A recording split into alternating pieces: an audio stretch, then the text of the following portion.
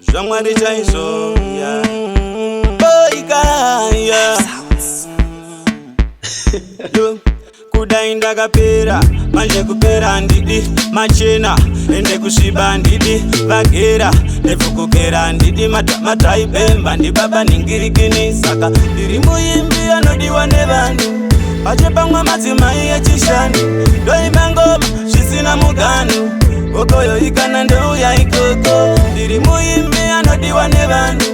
pache pamwe madzimai echishanu ndoimba ngoma zvisina muganu kokoyo ikana ndouya ikoko indo kungerisitire pagwashi una nyembe ndakazara nemasta bvunza mainingi yanguva herere ndini ndakoza mutauro kamoto kamberevere una kanopisa matanda zvishoma zvandisati ndatsamwa uye handina chiramwa bvunza vaivepo pakutanga mbido mchimbomisa maramba zvamwari chaizvo ndiri muimbi anodiwa nevanhu pache pamwe madzimai echishanu ndoimba ngoma zvisina muganu kokoyo ikana ndouya ikoko ndiri muimbi anodiwa nevanhu pache pamwe madzimai echishanu ndoimba ngoma zvisina muganu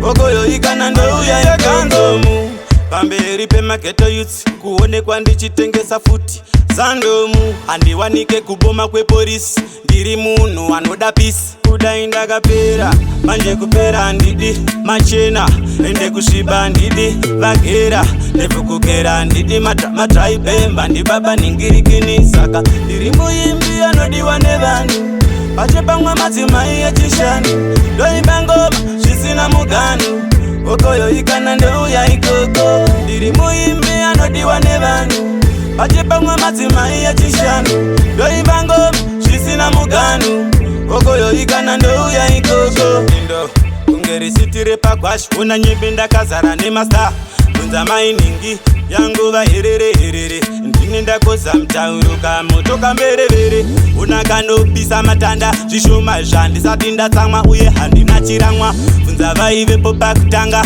mbido mchimbomisa maramba zvamwari chaizvo ndiri muimbi anodiwa nevanhu pache pamwe madzimai echishanu ndoimba ngoma zvisina muganu kokoyo ikana ndouya ikoko ndiri muimbi anodiwa nevanhu pache pamwe madzimai echishanu ndoimba ngoma zvisina muganu kokoyo ikana ndouya ikoko